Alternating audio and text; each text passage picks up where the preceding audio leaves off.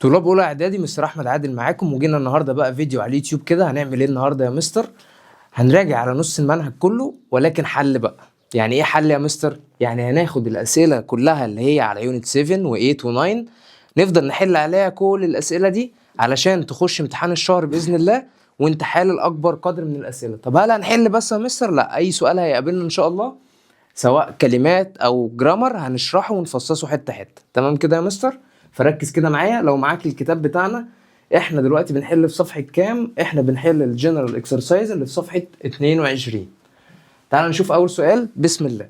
اول سؤال بيقول لك يا مستر: A or an نقط is a piece of art or a tool made by humans long ago. يعني طول أو أداة اتعملت بواسطة البشر منذ سنين كتيرة أو من الماضي يعني.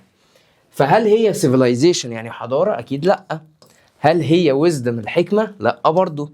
هل هي symbol يعني رمز؟ لأ برضو. أمال إيه يا مستر؟ هي artifact. يعني إيه artifact؟ يعني حاجة أثرية. 2. ذا فيستيفال. يعني ايه فيستيفال يا مستر؟ المهرجان او حاجه بيحتفلوا فيها يعني. aims to يهدف الى نقط Egypt's unique heritage. في المهرجان ده بيعملوا ايه للتراث بتاع مصر؟ اكيد بيحتفلوا بيه. يعني ايه يحتفل؟ celebrate. يعني ايه celebrate؟ يحتفل. take ياخذ، hate يكره، وبريك يعني ايه؟ يكسر. 3. كلمه wisdom عكسها ايه؟ الانترم بتاع ايه؟ عكس كلمه wisdom يعني حكمه. فعكس كلمة حكمة، هل هي ماستر بيس؟ لا، ماستر بيس يعني تحفة فنية. هل هي knowledge يعني معرفة؟ أكيد لا. هل هي insight؟ أكيد لا برضو. أمال إيه يا مستر؟ ignorance. يعني إيه ignorance؟ الجهل. 4. علشان أجيب الصفة من الفعل اللي اسمه promise. الصفة من promise هتبقى promising. معنى كده ان انا ضفت suffix اسمه ايه يا مستر؟ اسمه ing. فبدل ما هي كانت promise بقت promising. تعال نخش على الكومبليت. بسم الله. الكومبليت بيقول لك ايه يا مستر؟ بيقول لك The Grand Egyptian Museum المتحف المصري الكبير is one of Egypt's most not cultural projects. يعتبر واحد من اهم المشاريع الثقافيه بالنسبه لمصر. يبقى most ايه؟ بريدج ولا سيمبل ولا اكسبيشن ولا civilization ولا ماجنيفيسنت؟ اكيد نمبر 1 هتبقى ماجنيفيسنت. بمعنى ايه ماجنيفيسنت يا مستر؟ بمعنى مذهل. يبقى المتحف المصري الكبير واحد من المشروعات المصريه اللي مذهله. It stands as a نقط between Egypt's great past and its promising future. عايز اقول لك هي جسر ما بين المستقبل الواعد بتاع مصر وما بين الماضي العظيم بتاع مصر. يعني ايه جسر؟ يعني بريدج. يبقى نمبر 2 هتبقى بريدج. Designed with modern building glass fronts يعني مصمم او معمول كمبنى حديث، والجلاس فرونتس يعني الواجهات بتاعته زجاجيه. and large نقط holes وقاعات ايه؟ قاعات للمعارض او المعرض. يعني ايه معرض؟ exhibition. It is the world's largest archaeological museum for a single نقط. يعتبر اضخم او اكبر متحف لسنجل ايه بقى؟ عايز اقول لك لحضاره واحده. يبقى single civilization. يبقى نمبر 4 هتبقى ايه؟ civilization. كلمه symbol اللي هي رمز ما خدناهاش. نشوف اللي بعد كده. بيقول لك the opening of Grand Egyptian Museum يعني افتتاح المتحف المصري الكبير was نقط كان يعتبر ايه؟ عايز اقول لك كان مذهل magnificent. طب في كلمه بتساوي magnificent ايه هي؟ breathtaking. بمعنى ايه؟ مذهل برضه. The whole event looked like a نقط. الايفنت او الحدث كله كان يعتبر ايه؟ a masterpiece يعني تحفه فنيه. Egypt يعني مصر sent a message to the world through this event as it showed the world how great the نقط were and how rich our history is. يعني مصر بعتت رسالة للعالم كله وورت العالم كله عظمة الفراعنة وازاي التاريخ بتاعنا غني بالآثار وبالتراث وبالتاريخ. يبقى عايز اقول لك great the ايه؟ the pharaohs الفراعنة، او كم عظمة الايه؟ الفراعنة. ده تعظيم للفراعنة طبعا. many teams يعني فرق كتير worked on the event اشتغلوا على او اشتغلوا في الحدث ده، زي البوليس، الشرطة، architects اللي هم المهندسين المعماريين، artists فنانين، and historians والمؤرخين. worked together كلهم اشتغلوا مع بعض it was a day of national نقط، يعتبر كان يوم للايه، للفخر القومي. يعني ايه فخر قومي؟ national pride. يبقى نمبر 4 هتبقى pride. national pride كلمة على بعض تركز فيها قوي عشان دايما بتيجي. national pride يعني الفخر القومي. كلمة ordinary يعني عادي، ما خدناهاش. تعال نشوف الباسج او القطعة. بسم الله. القطعة بتقول لك ايه؟ بتتكلم برضو عن المتحف المصري الكبير. بيقول لك the Grand Egyptian Museum is one of Egypt's most magnificent cultural projects. زي ما قلنا ان المتحف المصري الكبير يعتبر واحد من المشاريع الضخمة او المذهلة لمصر. The museum covers over 480,000 square meters. يعني المساحة بتاعته 480,000 متر مربع. making it the world's largest archaeological museum. زي ما قلنا ان هو يعتبر اضخم متحف لحضارة واحدة. The gem will house more than 100,000 artifacts that tell the story of ancient Egypt. وفي يعتبر 100,000 قطعة أو أكتر من 100,000 قطعة أثرية اللي بتحكي عن قصة مصر القديمة. The museum is a blend of tradition and technology. يعتبر خليط ما بين التراديشن والتكنولوجي. يعني خليط ما بين التراديشن الحاجات التقليدية القديمة والتكنولوجي اللي هي التكنولوجيا الحديثة. Interactive displays وطريقة عرض تفاعلية. 3D models يعني نماذج ثلاثية الأبعاد. and digital guides allow visitors to explore ancient Egypt. والديجيتال جايدز دي اللي هو الدليل الايه الرقمي ده بيساعد الفيزيتورز او الزوار ان هم يستكشفوا مصر القديمة بطريقة جديدة. The gym also includes a conservation center and spaces for workshops and culture events. وبيكون في أماكن للأحداث الايه الثقافية. The Grand Egyptian Museum is a symbol of national pride. يعتبر رمز للفخر القومي. It celebrates Egypt's unique heritage while welcoming the world to experience the wonder of its civilization in the heart of Giza. وكل ده بيحصل فين يا مستر؟ بيحتفل طبعا بالتراث المصري، وده بيحصل في قلب أو في مركز الجيزة. طيب أول سؤال، the museum combines يعني بيجمع ما بين إيه والتكنولوجي؟ قلنا إن هو بلند أو خليط ما بين التكنولوجي والتراديشن الحاجات القديمة، مش الفاشن ولا البيزنس ولا الارت. شوف الصفحة اللي بعد كده. What is the Grand Egyptian Museum؟ أو استنى، في سؤال رقم 2. كلمة إت عايدة على مين؟ عايدة على المتحف المصري الكبير اللي هو إيه؟ The Gem. What is the Grand Egyptian Museum a symbol of؟ قلنا إن هو symbol of إيه؟ A symbol يعتبر رمز of، عايز أقول الفخر القومي. يعني إيه الفخر القومي؟ National Pride. وقلنا national pride يعني الفخر القومي. Where is the Grand Egyptian Museum located؟ مكانه فين؟ أو نقول it is located، هو يقع near pyramids بجانب الأهرامات and in the heart of Giza. عايز أقول إن هو بيقع بالقرب من الأهرامات وفي منتصف الإيه؟ جيزة. Summarize the text in one sentence. ممكن تلخص القطعة دي في sentence أو جملة واحدة إزاي؟ نقول مثلا إيه؟ The gem اللي هو المتحف المصري الكبير مثلا is a symbol، يعتبر، عايز أقول الجملة اللي فوق دي is a symbol of national pride، يعتبر رمز للفخر الإيه؟ للفخر القومي. تمام يا مستر. تعال نشوف الديالوج. الديالوج بيتكلم عن ايه؟ A dialogue between باسم and لين about the opening of the gym. باسم ولين بيتكلموا عن افتتاح المتحف المصري الكبير. تعال نشوف كده بيقولوا ايه. لين بتقول له هاي باسم you look excited today. What happened؟ ازيك يا باسم؟ انت شكلك متحمس النهارده، ايه اللي حصل؟ قال لها I watched the opening of the Grand Egyptian Museum on TV yesterday. انا شفت افتتاح المتحف المصري الكبير على التلفزيون امبارح. قالت له really؟ حقا؟ not was it؟ قال لها it was breathtaking. يبقى هيقول لها او هي هتقول له كان عامل ازاي؟ يبقى how was it؟ كيف كان يبدو؟ فقال لها it was breathtaking كان مذهل. The whole event looked like a نقط. كان شكله كان عامل ازاي؟ اقول لك a masterpiece. حتى هي قالت له ايه؟ a masterpiece. يبقى a masterpiece.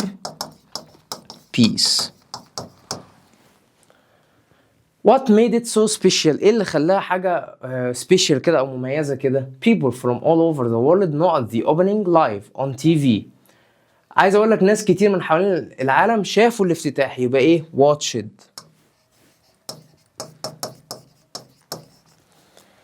Did Egypt send a message to the world through this event؟ هل مصر أرسلت رسالة للعالم من خلال الحدث ده؟ قال لها of course، بالطبع. Egypt showed the world how great the pharaohs. يعني مصر ورت الناس كم العظمة بتاعت الفراعنة. I heard many teams worked on the event. Is that not؟ أنا سمعت كده إن فرق كتير اشتغلوا في الايفنت ده أو الحدث ده. فسألت سؤال، قالت له is that إيه؟ هل هذا صحيح؟ أقولها إزاي بقى؟ هل هذا صحيح؟ اجي اقول لك ايه؟ انا سمعت ان انت ما عملتش واجب امبارح، الكلام ده صح ولا لا؟ يبقى هل هذا صحيح؟ يعني ايه is that true؟ فقال لها yes police architects artists and historians worked together. كل دول اشتغلوا ايه؟ مع بعض. تعال نشوف باقي الاسئله. هقول لك صفحه كام حالا. احنا دلوقتي يا مستر في صفحه كام في الكتاب؟ احنا في صفحه 38. تعال نشوف اول سؤال. أول سؤال بيقول لك إيه؟ I love to stay in a town near the sea. أنا بحب أقعد أو أقيم في تاون أو مدينة إيه؟ بجانب أو قريبا من البحر. ما دام هي قريبة من البحر يبقى مدينة إيه؟ مدينة ساحلية. وكلمة ساحلي أو ساحلية يعني إيه؟ هل desert؟ لا، desert يعني صحراء. village يعني إيه يا مستر؟ يعني قرية. farm يعني مزرعة. أمال ساحلية يعني إيه؟ coastal، جاية من كلمة coast. 2. وخلي بالك إن في كلمة تانية اسمها cost. دي تكلفة، دي تكلفة، لكن دي يعني ايه؟ ايوه دي يعني ساحل. كلمة home made تعتبر ايه؟ هل هي adverb ولا noun ولا verb ولا adjective؟ لما اقول لك الحاجة دي home made يعني معمولة في البيت، مصنوعة في البيت، يبقى دي صفة adjective. كلمة ايه؟ الانتونيم بتاع fix، عكس كلمة fix بمعنى يصلح. fix يعني يصلح، عكس يصلح اكيد يدمر. يعني ايه يدمر؟ damage. damage يعني ايه؟ يدمر. correct يعني يصحح، mend يعني يصلح برضو، وريبير يعني يصلح مش هتنفع. كل دول يعتبروا ايه؟ synonyms مش antonyms.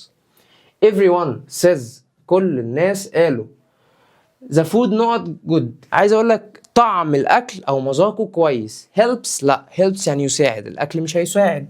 feeds يعني ياكل او يطعم، وايتس يعني ياكل. امال عايز اقول لك مذاقه، طعمه، يبقى كلمة ايه؟ tastes يعني طعمه او ايه؟ او مذاقه.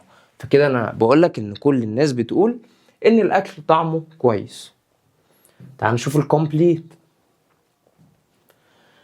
We live in an apartment in Cairo. احنا عايشين في شقة في القاهرة.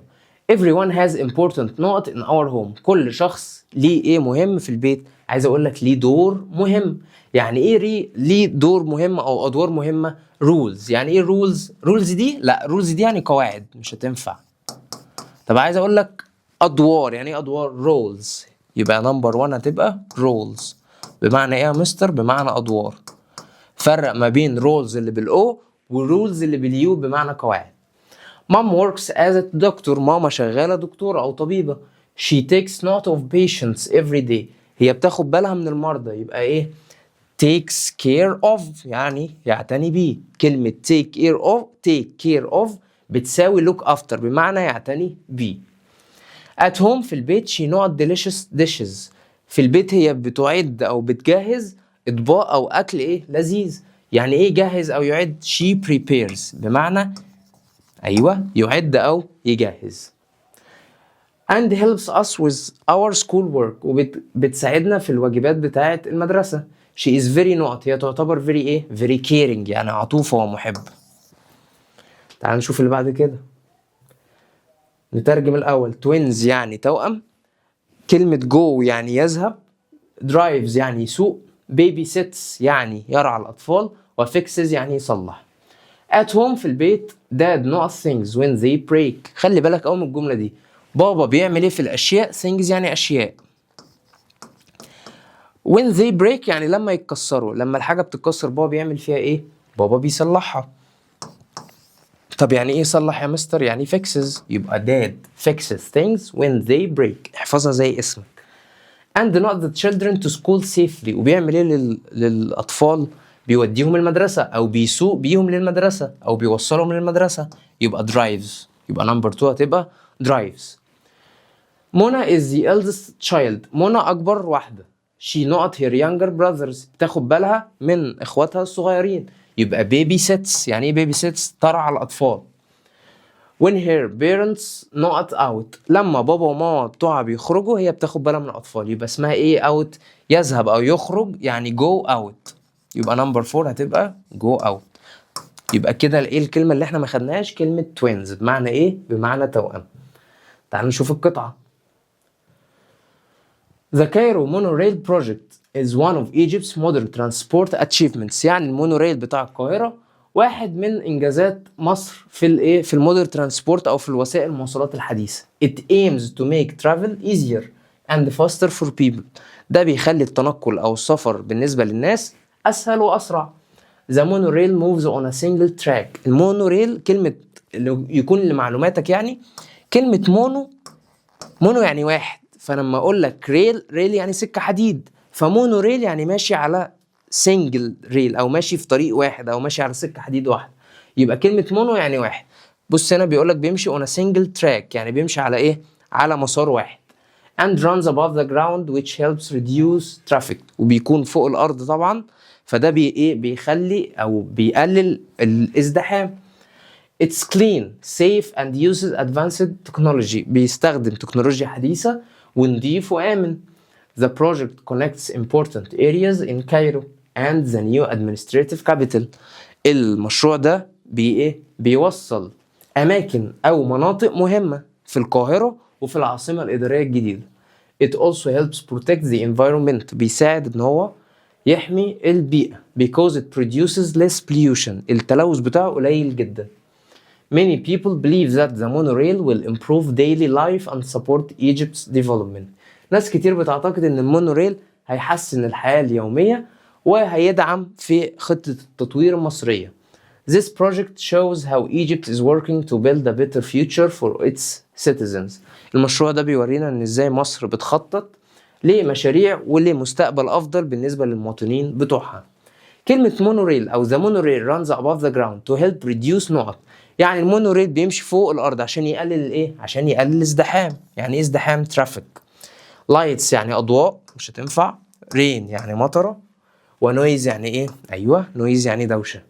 نكمل. المونوريل يوزز نوع تكنولوجيا. المونوريل بيستخدم تكنولوجيا ايه؟ متطوره حديثه يعني ادفانسد. دينجرس يعني خطيره. سيمبل يعني بسيطه. واولد يعني قديمه. What do people believe about the monorail? الناس بتعتقد ايه بالنسبة للمونوريل؟ قال لك هنا الايه؟ Many people believe that the monorail will improve the daily life and support Egypt's development. كل دي. How does the project help the environment? ازاي بيساعد الايه؟ بيساعد البيئة. قال لك هنا ايه؟ علشان بيعمل ايه؟ It produces less pollution. يعني بيدي او التلوث بتاعه قليل جدا، يبقى it produces less pollution. يعني ايه less pollution؟ يعني تلوث قليل. What does the project show about Egypt's future? ازاي بيورينا او المشروع ده بيورينا ايه عن المستقبل بتاع مصر؟ ممكن اقول it shows that Egypt creates. يعني مصر بتعمل، عايز اقولك بتعمل مستقبل افضل بالنسبة للمواطنين بتوعها. creates a better future for its citizens. يعني ايه its citizens؟ مواطنيها. طب ليه استخدمت its يا مستر؟ عشان Egypt غير عاقل. نكمل. تعال نشوف الري رايت بقى في الايه؟ في الجرامر. This bag belongs to me. الباج دي بتاعتي. استخدم ماي. احنا قلنا ان ماي من ايوه من صفات الملكية، يعني بيجي بعدها الشيء المملوك. فما ينفعش اقول this bag ماي، لا، لو كانت ماين كنت اجيب ماين في الاخر. طب اعملها ازاي يا مستر؟ اشيل belongs to me دي خالص واقول لك this باج دي مفرد فتاخد is ولا are؟ تاخد is. this is. وانا قلت لك ان ماي صفة ملكية بيجي بعدها الشيء المملوك. ادي الشيء المملوك اهو باج واحط ماي، يبقى this is my bag، يعني هذه هي ايه؟ شنطتي او حقيبتي. This watch is hers، يعني الساعة دي بتاعتها. استخدم here نفس الكلام، بيجي بعدها الشيء الايه؟ المملوك. يبقى اقول لك this، ابدل بقى، اجيب is الاول، is her watch، يعني هي دي الساعة ايه؟ بتاعتها. ours دي ضمير ملكية، بيجي فين؟ في اخر الجملة، يعني ما بيجيش بعده حاجة. فعايز اقول لك ان الحقائب دي بتاعتنا، يبقى these bags، هذه الحقائب تاخد is ولا are؟ تاخد are، واجيب ours في الاخر.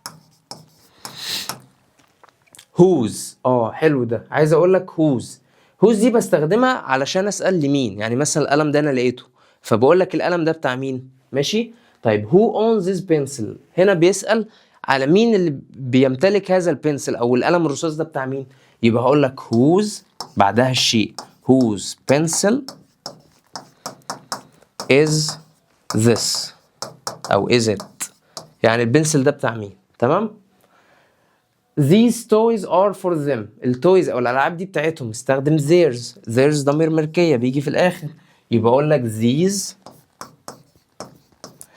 toys are، بص انزلها زي ما هي بس for them دي اشيلها، are theirs، يعني الالعاب دي ايه؟ بتاعتهم. ماشي. تعال نشوف الديالوج. نادر and تامر are discussing their dream jobs، نادر وتامر بيتكلموا عن وظائف احلامهم. فنادر بيقول له ايه؟ هاي تامر، ازيك يا تامر؟ what is your dream job، ايه هي وظيفة احلامك؟ قال له I want to be a nod to help sick people يعني الناس المرضى او التعبانين. يبقى تفتكر هو عايز يطلع ايه؟ تعال نشوف. That's great I want to be a teacher، ده هذا رائع، انا عايز اكون ايه؟ عايز اكون teacher مدرس. يبقى نادر عايز يكون teacher، طب وتامر عايز يساعد المرضى، يبقى هيطلع ايه؟ يبقى I want to be a doctor، عايز اطلع دكتور. قال له great do you enjoy not children، هل انت بتستمتع وانت بتدرس للchildren او الاطفال؟ خلي بالك بقى، كلمة enjoy وكلمة like وكلمة love وكلمة hate يكره، كل دول بيجي بعدهم ing. يعني مثلا انا عايز اقول لك هو انت بتستمتع بلعب الكرة، فاقول لك ايه؟ do you enjoy playing football، هل انت بتستمتع بلعب الكرة؟ طب هنا هو عايز يقول له هل انت بتستمتع بتدريس الاطفال، يبقى do you enjoy، هنا المفروض اجيب ing teaching children.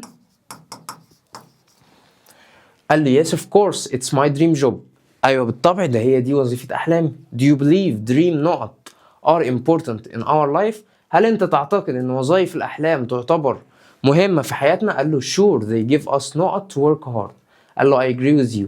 يبقى do you believe dream ايه؟ dream jobs. طب ليه ما قلتش job؟ ليه حطيت اس جمع؟ عشان كلمة are بتيجي مع الجمع. لو كانت is كنت اقول لك a dream job. قال له sure they give us not to work hard، هي اللي بتعطينا الحافز او الدافع.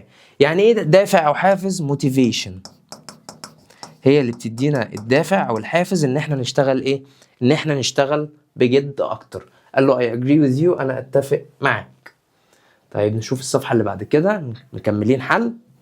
احنا في صفحة كام في الكتاب يا مستر؟ لو معاك الكتاب احنا في صفحة 48.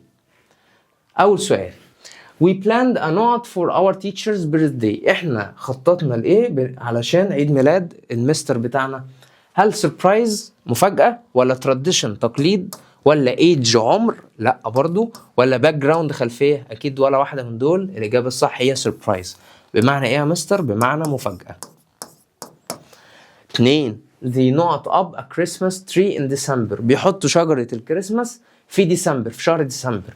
كلمة up بتاخد put up يعني بيضع حاجة، ماشي؟ يعني أنا بحط شجرة الكريسماس يبقى put up a Christmas tree. exchange يتبادل، dust يعني ينفض الغبار، do يعني إيه؟ يفعل. السفكس اللي اسمه full بيكون إيه؟ بيكون صفة يعني adjective. اديني مثال يا مستر. كلمة color يعني لون، صح؟ ضيف لها كده FUL فبقت colorful بمعنى ملون، يبقى دي صفة. كلمة beauty جمال، حط لها FUL فبقت beautiful يعني جميل، ماشي؟ السينونيم بتاع team work يعني عمل جماعي، هي cooperation. يعني ايه cooperation؟ تعاون او عمل جماعي. تعال نشوف الكومبليت.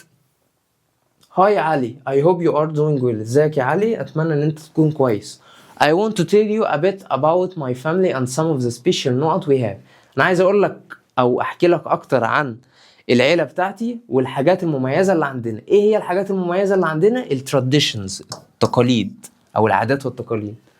Every family has its own stories and customs. كل عائلة ليها القصص بتاعتها والكاستمز والعادات بتاعتها. And نقط are no different. وعايز اقول لك بتاعتنا احنا كمان، بتاعتنا احنا يبقى ours. خدت في الجرامر ours ده ضمير ملكية. طيب every family has، ماشي دي قلناها. our family loves spending time نقط. العيلة بتاعتنا بتحب انها تقضي الوقت ايه مع بعض سوا، يبقى together.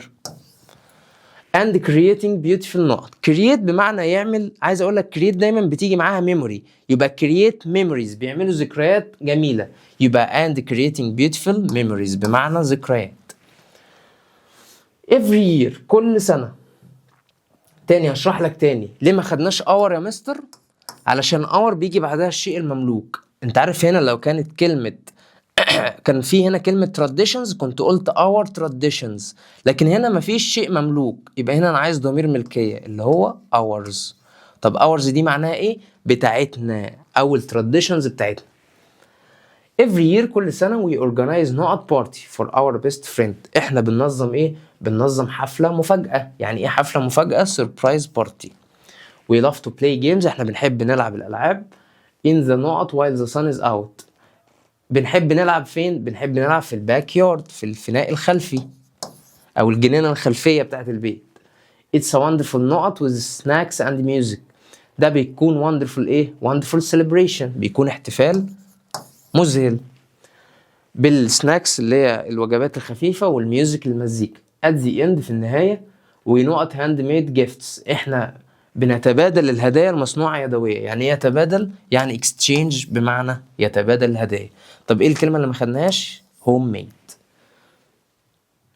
تعال نشوف الباسج او القطعة. بتتكلم عن ايه القطعة؟ بتتكلم عن فريدة عثمان. فريدة عثمان is a famous Egyptian swimmer. سباحة مصرية. She was born in 1995. اتولدت سنة 1995 في القاهرة. فريدة started swimming when she was 5 years old. بدأت السباحة لما كان عندها كم سنة يا مستر؟ لما كان عندها 5 سنين. She practices every day to become better. هي كانت بتتمرن كل يوم علشان تبقى أحسن. فريدة is very fast in the water. She has won many medals in different tournaments around the world. فريدة سريعة جدا في المية.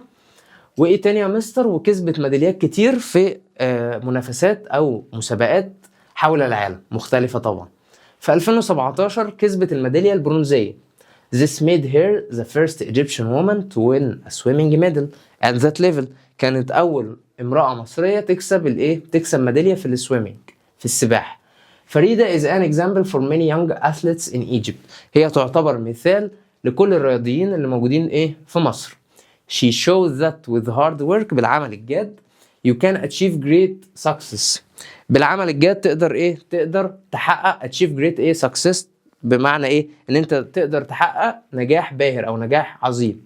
فريدة loves her country and always wants to make Egypt proud. فريدة بتحب الدولة بتاعتها اللي هي مصر بلدها، ودايما بتكون عايزة مصر فخورة. She dreams of winning more medals. هي بتحلم انها تكسب ميداليات اكتر. And helping other young swimmers to succeed. وتساعد السباحين الصغيرين ان هم ينجحوا. فريدة عثمان اتولدت فين؟ في القاهرة. كلمة tournaments معناها ايه؟ معناها books ولا friends ولا competitions؟ معناها competitions بمعنى منافسات او مسابقات. في رأيك ايه اللي خلى فريدة عثمان famous؟ ايه اللي خلاها مشهورة؟ ممكن نقول ايه اللي خلاها مشهورة علشان هي كسبت او اول امرأة تكسب ميدالية في السباحة. يبقى هي the first because she is the first Egyptian woman to win a swimming medal at that level. What is the main idea of the text؟ ايه الفكرة الرئيسية عن التكست؟ ممكن اقول مثلا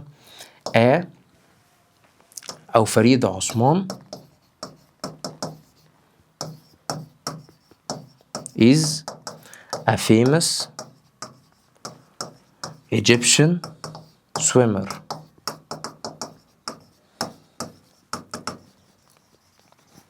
عايدة على ايه او بتشير الى ايه؟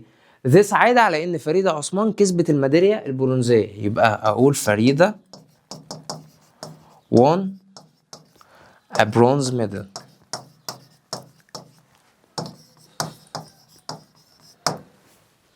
يعني عايدة على الموقف كله او بتشير للموقف كله وهو الفوز بالميدالية البرونزية. تعال نشوف الديالوج. منى and هاجر are talking about tasks that can be done at home. منى وهاجر بيتكلموا عن التاسكات او المهام اللي تقدر ان هي تحصل في البيت. فمنى بتقول لها هاي هاجر what tasks do you usually do at home. تخلي بالك ان كلمة tasks بتاخد do. ايه التاسكس اللي انت دايما بتعملها في البيت او اللي دايما بتعملها في البيت؟ I know at my bed. انا عايز اقول لك برتب سريري، يبقى I make my bed. دي كلها حاجات خدناها في اليونت ده لازم تحفظها. make my bed اجهز سريري او ارتب سريري. set the table اجهز الترابيزه او اروق الترابيزه. wash the dishes بغسل المواعين. and tidy my room وايه وبنظم او برتب الاوضه بتاعتي.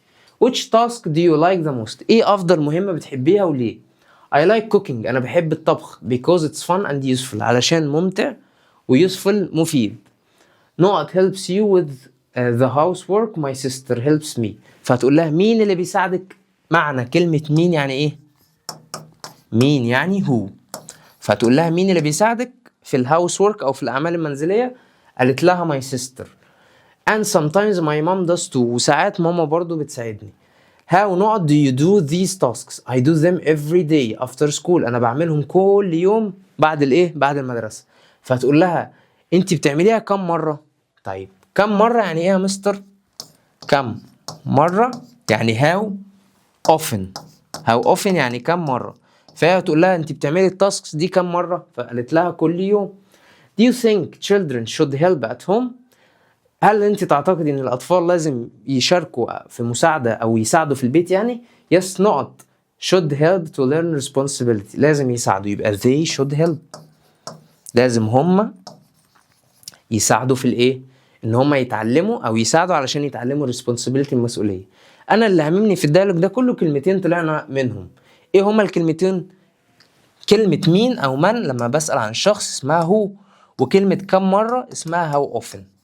تاني كلمة how often بمعنى كم مرة بتعمل الحاجة دي كم مرة، وكلمة هو بمعنى مين. وطبعا make my bed يعني بجهز او برتب السرير ايه بتاعي.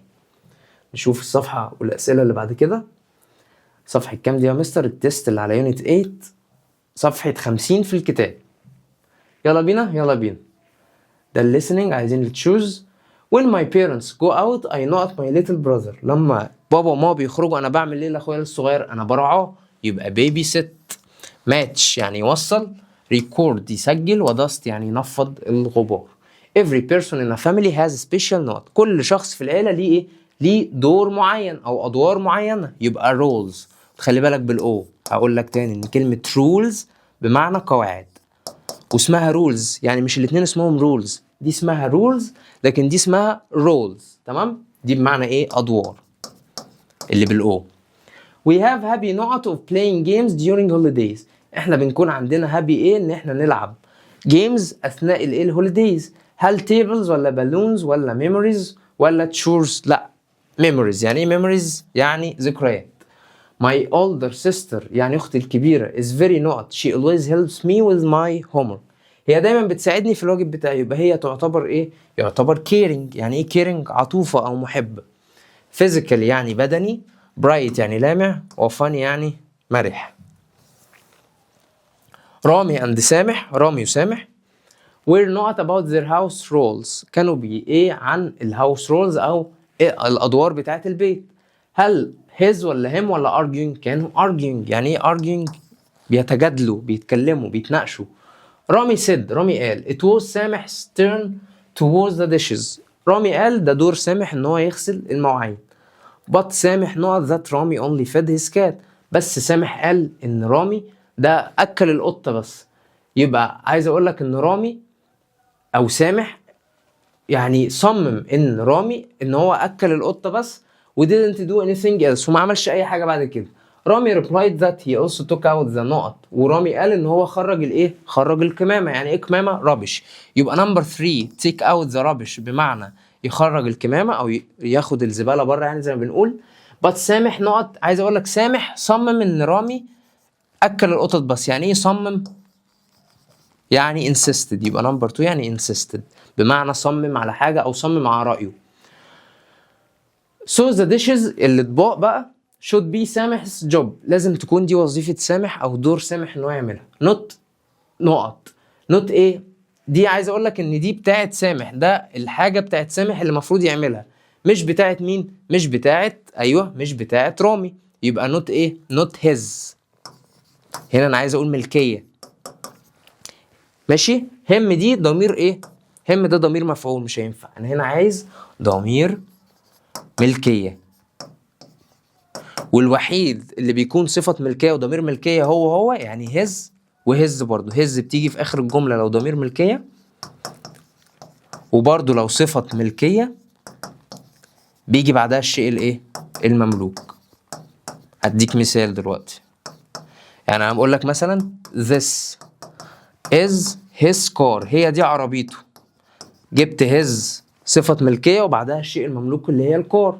طب ممكن اجيبها ضمير ملكية في الاخر، اقول لك this car is his، العربية دي ايه؟ بتاعته. هنا ضمير ملكية جاي في الاخر، هنا his وهنا his، باختلاف طبعا ان فوق صفة ملكية لكن تحت ضمير ملكية. نشوف القطعة. Hi علي، I hope you are doing well. Every family has its own stories and customs. دي نفس اللي قرأناها في الكومبليت. And ours are no different. Our family loves spending time together and creating beautiful memories. بيحبوا يعملوا ذكريات جميلة. Our favorite tradition happens every Sunday. التراديشن أو العادة بتاعتنا بتحصل كل يوم Sunday. يعني إيه Sunday؟ يعني كل يوم حد. When the whole family gathers at grandma's house for a big lunch. لما العيلة كلها بتتجمع في بيت تيتا علشان يتغدوا الغدا الكبير. Grandma cooks her famous chicken and rice. وتيتا بتطبخ الرز والفراخ. Everyone brings something special. وكل شخص بيجيب معاه حاجة ايه مميزة.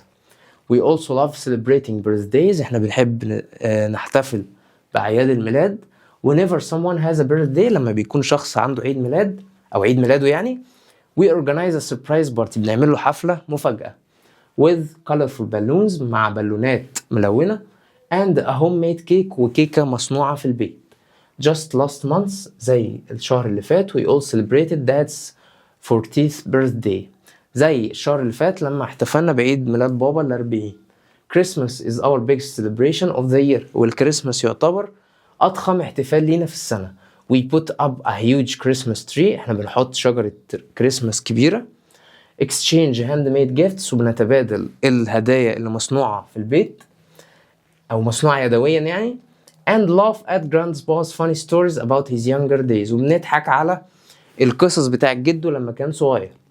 these traditions make our family very close and happy. التراديشنز أو العادات اللي بنعملها دي بتخلي العيلة بتاعتنا قريبة أكتر وسعيدة أكتر. I would love to hear about your family's traditions too. أنا يسعدني إن أنا أسمع عن التراديشنز أو العادات بتاعت العيلة بتاعتك برضو. best wishes بوب جارسيا. مع تحياتي بوب جارسيا. كلمة وي عايدة على مين؟ كانت عايدة على العيلة. علي فاميلي، ولا هو جارسيا هو اللي كاتب صح؟ يبقى هو بيتكلم عن عيلة جارسيا، يبقى the Garcia family. grandpa tells stories during نقط. الجراندبا أو جده بيحكي لنا قصص أثناء إيه؟ هل الكريسماس ولا السربرايز بارتيز ولا السانديز ولا الداد's birthday؟ كان بيحكي لهم قصة إمتى؟ بيقول لك هنا ايه very close. I would love to hear. ماشي. grandpa's funny story about his younger days. ماشي. كريسماس أثناء الكريسماس، لأن هنا قال لك ايه؟ احنا بنحط شجرة الكريسماس، بنتبادل الهدايا، وجده بيحكي لنا القصص. يبقى هو كده بيحكي لهم القصص أثناء ايه؟ مش أثناء عيد ميلاد بابا ولا أيام الأحد ولا السربرايز بارتيز. أمال فين؟ في الكريسماس. What happens every Sunday in grandma's house؟ ايه اللي بيحصل كل يوم حد في بيت تيتا؟ قال لك كل يوم حد ايه اللي بيحصل بقى؟ قال لك بنتجمع كلنا علشان ايه؟ علشان ناكل اللانش او الغدا. The whole family gathers at grandma's house for a big lunch. Why؟ لماذا do you think these traditions help the family feel very close and happy؟ ليه تعتقد ان التراديشنز او الحاجات دي بتخليهم يبقوا قريبين من بعض اكتر وسعداء اكتر؟ ممكن انت بقى تقول ايه؟ because they communicate، بيتواصلوا with each other، علشان بيتواصلوا مع بعضهم البعض. لما كل افراد العيله يتواصلوا مع بعضهم البعض ده بيخليهم قريبين ويحسوا بالسعاده. How did the family celebrate birthdays؟ ازاي العيله بتحتفل بالبيرثدايز او بالاعياد الميلاد؟ هقول لك انا. قال لك اما يكون حد عنده عيد ميلاد، قال لك ايه؟ we organize a surprise party، احنا بننظم حفله مفاجاه، colorful balloons with colorful balloons يعني بالونات ملونه، and a homemade cake، وكيكه مصنوعه فين؟ في البيت. يبقى دي اجابه سؤال كام؟ سؤال 5. طب يا شباب نشوف اسئله القصه. اول سؤال بيقول لك ايه dumbling refused؟ يعني ايه refused؟ يعني رفض to share his food with the old man. هل dumbling رفض ان هو يدي او يشارك الطعام بتاعه مع الراجل العجوز؟ اكيد لا، غلط. عايزك بس تفرق ما بين كلمه refused بمعنى رفض وما بين كلمة agreed. يعني ايه agreed؟ يعني وافق. فلو قالك ان هو وافق ان هو يشارك الاكل بتاعه مع الراجل هتقول صح، لكن هنا refused رفض يبقى غلط. The old man showed Dumbling a special house. الراجل العجوز ورى Dumbling بيت سبيشال مميز؟ لا، ده وراله سبيشال tree. فهتبقى غلط. لما قال له على الشجرة المميزة دي روح وهات الوود اللي انت عايزه وهتلاقي فيها كل حاجة انت محتاجها. Why do you think the man rewarded Dumbling؟ ليه تعتقد الراجل كافئ Dumbling؟ Because علشان Dumbling كان kind معاه. Dumbling is kind، علشان Dumbling kind مهذب أو طيب. أو ممكن تقول because Dumbling helped him، علشان Dumbling helped him يعني إيه؟ يعني ساعده أو اداله الأكل. أو بتقول because Dumbling shared his food with the old man. كل الإجابات دي صح. Do you believe good things happen to people who are kind؟ هل تعتقد ان الاشياء الكويسة بتحصل مع الناس اللي هم kind محترمين او طيبين؟ ولا لا ولماذا؟ هنقول yes. ليه؟ ممكن مثلا تقول ايه؟ because the old man rewarded Dumbling، علشان الراجل الكبير كافئ ايه؟ Dumbling. Dumbling كان kind وعمل حاجة كويسة، فالمقابل ان الراجل كافئه. تعال نشوف الرايت. This isn't my phone. الفون ده او التليفون ده مش بتاعي. My phone is black. تليفوني لونه اسود، فاستخدم كلمة mine. فهنقول التليفون ده مش بتاعي. يبقى this phone يعني التليفون ده isn't mine، مش بتاعي. قلنا ان mine ده ضمير ملكية بيجي فين؟ في اخر الجملة، ما بيجيش بعده حاجة. 2. These are the friends bicycles. They ride them every weekend. دي العجلة أو العجلات بقى بتاعت الإيه؟ بتاعت صحابي. استخدم their. يبقى these are their bicycles، لأن their تعتبر صفة ملكية بيجي بعدها الشيء الشيء المملوك. يبقى هي دي العجلات بتاعتهم، أو هو ده العجل بتاعهم. My car is faster than your car. عربيتي أسرع من عربيتك. استخدم yours. يبقى yours دي بتيجي في آخر في آخر الجملة. يبقى my car is faster than، بدل ما أقول your car هخليها yours بس. يبقى faster than yours، أسرع من بتاعتك. جبت yours في الآخر عشان ضمير ملكية. Look at the dog. بص كده على الكلب ده. The dog's tail is very long. ده الديل بتاعه طويل جدا. استخدم its. يبقى look at that dog. بص كده على الكلب ده وحط احط علامة تعجب. بعد علامة التعجب اول حرف بيبقى كابيتال، عشان هنا حاطط لك كده الاي كابيتال. its tail is very long، يعني الديل بتاعه طويل جدا. تخلي بالك كذا مره اقول لك دايما دايما دايما في سؤال الري رايت شوف الحرف اللي هو حاطته لك كابيتال ولا سمول. ما دام كابيتال يبقى عايزه في اول جمله. طيب هل ينفع هو ده كابيتال ينفع اجيبه في الاول خالص؟ لا. فالتركية فين؟ ان بعد علامة التعجب بيجي حرف الحرف اللي بعد علامة التعجب بيكون كوما. مش كوما سوري، بيكون بيكون كابيتال. يبقى بعد علامة التعجب وبعد النقطة الحرف اللي بيجي بعدهم بيكون كابيتال. لكن الكوما ومش عارف السيمي كولون والحاجات دي كلها بيجي بعدها سمول عادي. ماشي؟ علامة التعجب دايما بيجي بعدها اول حرف كابيتال. فانا نزلت الجملة دي عادي خالص وهو حاطط لي في اخرها علامة تعجب، فنزلت بيها علامة التعجب. بعد علامة التعجب اول حرف بيكون كابيتال، وهو هنا عايز حرف كابيتال فاستخدمت اللي هو اللي هو عايزه. استخدمت الكلمة اللي هو عايزها وكابيتال اول حرف زي ما هو عايز. تعال نشوف الدايلوج.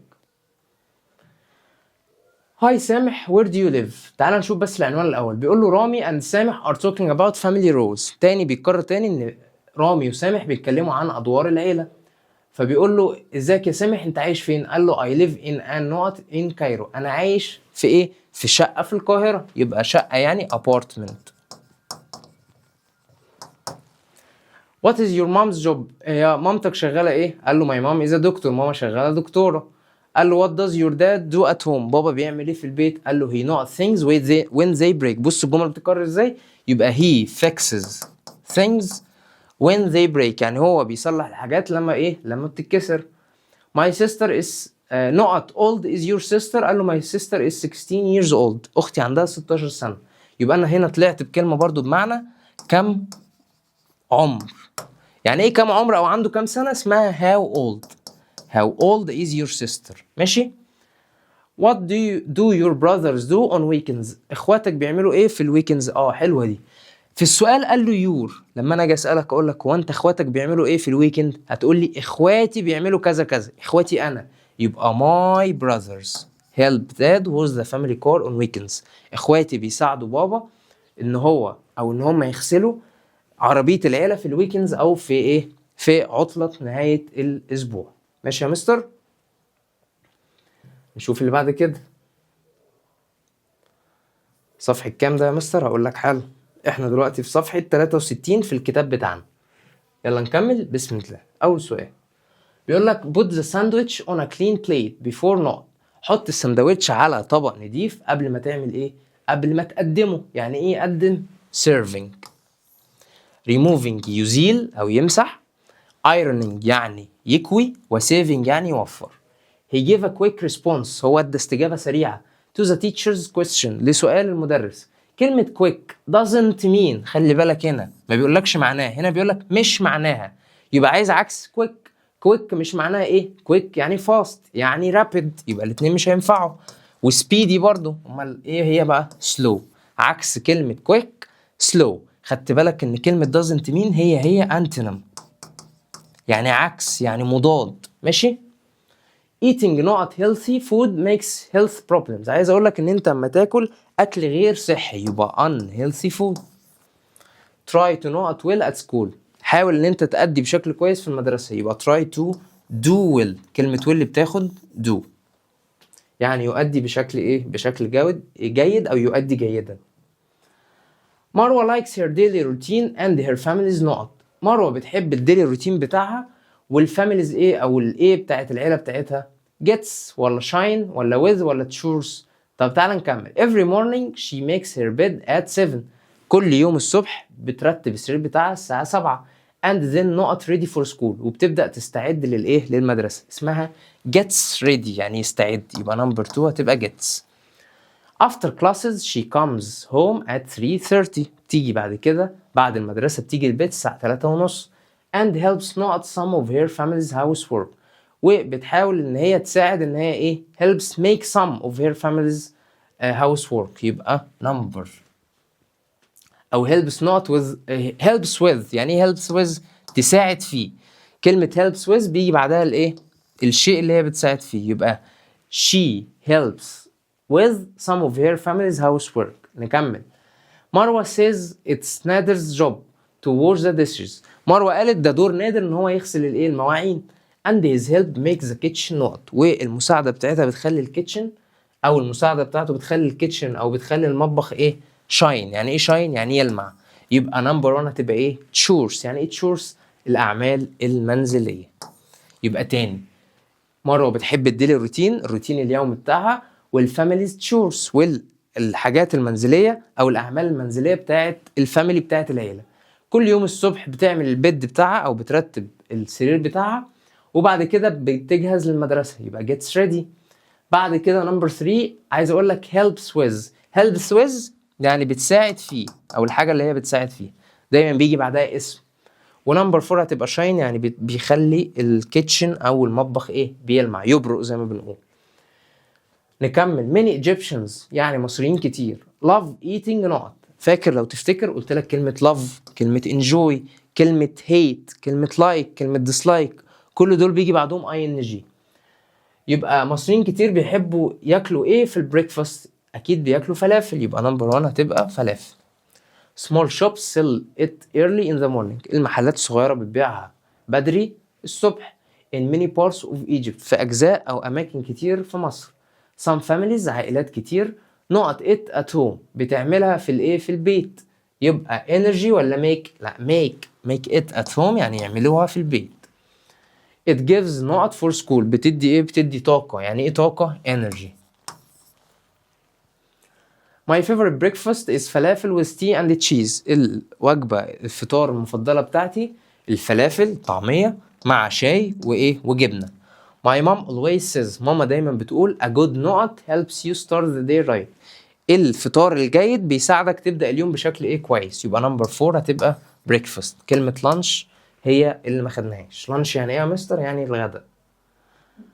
My friend نادية and I met online. أنا وصاحبتي نادية اتقابلنا اونلاين بالفوتوغرافي ويب سايت. We both love taking pictures of nature. احنا الاتنين بنحب ناخد صور للنيتشر للطبيعة. Each day كل يوم we had to take a photo of a specific theme and share it. لازم ناخد صورة معينة ونعمل لها شير. We decided to start a 30-day photography challenge together. احنا قررنا نعمل تشالنج او تحدي لمدة 30 يوم. كل يوم لازم نعمل صورة او نلقط صورة. Taking a picture every day and sharing them online. We enjoyed the challenge and became closer friends. وبقينا أصدقاء قريبين من بعض. We communicate through messages and chatting. إحنا بنتواصل بالرسائل والتشات. Sharing our photos وإن إحنا بنشارك الصور بتاعتنا and ideas والأفكار بتاعتنا.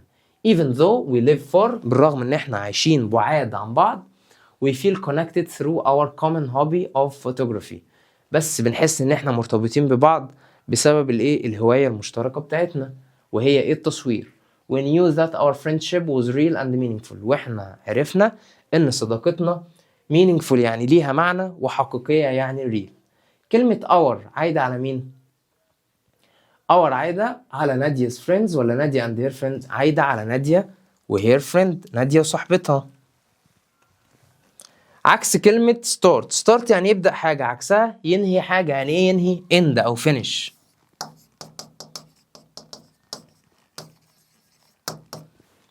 Do you think نادية and her friend are good friends؟ هل تعتقد ان نادية وصاحبتها صحاب جيدين؟ yes of course. ايوه اكيد. مفروض يزود لك هنا why ولماذا، فانت تقول yes because. ممكن بقى تقول ايه they share هما بيشاركوا photos with each other بيشاركوا صور مع بعض او بيتشاركوا في نفس الهواية. they have مثلا تقول ايه they have the same hobby. طب سؤال 4 بيقول لك ايه يا شباب؟ بيقول لك how does نادية communicate with her friend. ازاي نادية بتتواصل مع صاحبتها؟ احنا قلنا ان هما بيتواصلوا ازاي. they جيب القلم they communicate بيتواصلوا ازاي بقى؟ by chatting بواسطة الايه الشات and messages والايه والرسائل. الفكرة الرئيسية للتكست ممكن نقول ايه مثلا friendship الصداقة. تعال نشوف الري رايت.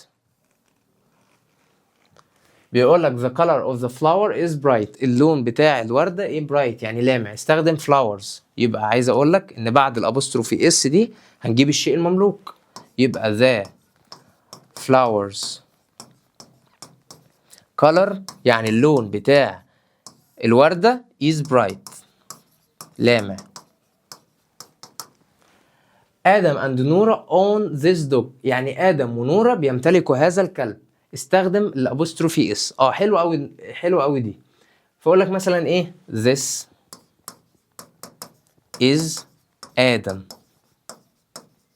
and نورا dog. وقف بقى معايا هنا ثواني. لو هما الاتنين بيمتلكوا نفس الحاجة هنحط الابوستروفي اس عند الاسم التاني. الاسم التاني هنا آدم ولا نورا؟ نورا. يبقى تحط الابوستروفي اس هنا. معنى كده ان الكلب ده بتاع نورا وبتاع آدم. طب لو كان آدم ليه كلب لوحده ونورا ليها كلب لوحدها كنت هخلي دي دوجز واقول لك these are آدمز احط له ابوستروفي اس and نورز واحط لها ابوستروفي اس دوجز واحط لها اس تبقى دوجز جمع. يعني آدم ليه كلب ونورا ليها كلب ماشي. لكن اللي لما تلاقي حاجتين او شخصين بيمتلكوا نفس الحاجة يبقى نحط الابوستروفي اس عند الاسم التاني. اتفقنا كده؟ تمام. The book has a blue cover. I like it. استخدم of. فأقول لك مثلا the cover الغلاف بتاع الكتاب. يبقى the cover of the book الكفر بتاع الكتاب أو الغلاف بتاع الكتاب is blue. لونه إيه؟ أزرق. I like it. My sisters have a room upstairs. يعني إخواتي ليهم غرفة إيه؟ upstairs يعني إيه فوق؟ ليهم أوضة فوق. استخدم sisters وحاطط لك الابوستروفي اس بعد الاس او الابوستروفي سوري بعد الاس وحاططها لك كابيتال. يعني ايه كابيتال؟ يبقى تجيبها في نفس او تجيبها في اول الجمله عشان الاس كابيتال.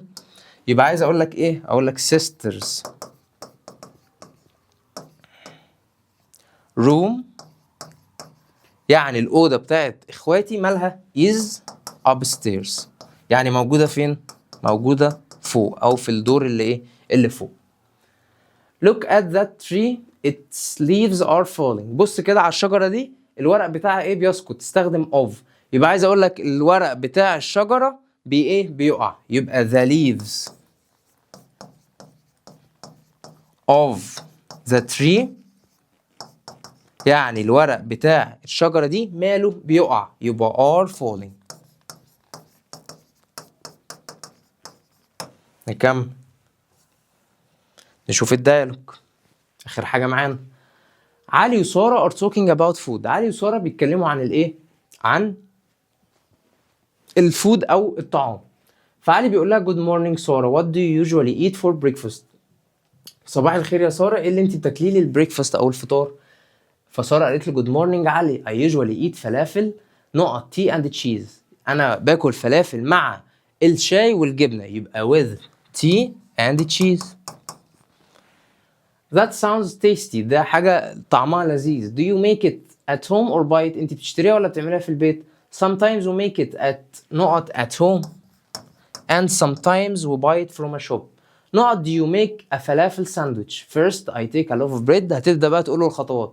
فيقول لها ازاي بتعملي سندوتش فلافل؟ كيف؟ يبقى how.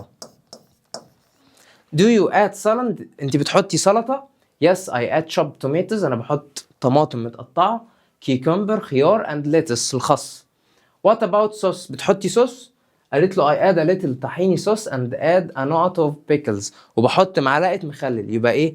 a spoon of pickles. a spoonful of pickles يعني ايه؟ يعني معلقة ايه؟ مخلل. spoon مش spoonful. sounds delicious. Yes it's healthy and gives energy for the day. ده شكله sounds delicious يعني ايه؟ لذيذ. فقال لها انا بحط معلقه من البيكلز او سبون اوف بيكلز يعني معلقه ايه؟ مخلل. كده احنا حلينا اسئله على يونت 7 و8 و9 عشان تكون مستعد لامتحان الشهر باذن الله. حاولت على قد ما اقدر اي سؤال يقابلنا سواء كلمات سواء في القطعه سواء في الديالوج حاجات نطلع منها من الديالوج سواء في الجرامر اي حاجه تقابلنا بنحاول نشرحها على قد ما نقدر. بالتوفيق ليكم يا شباب باذن الله وعلى طول دايما كده موفقين باذن الله وان شاء الله الامتحان يكون سهل وتحلوا كويس بإذن الله. أشوفكم على خير إن شاء الله.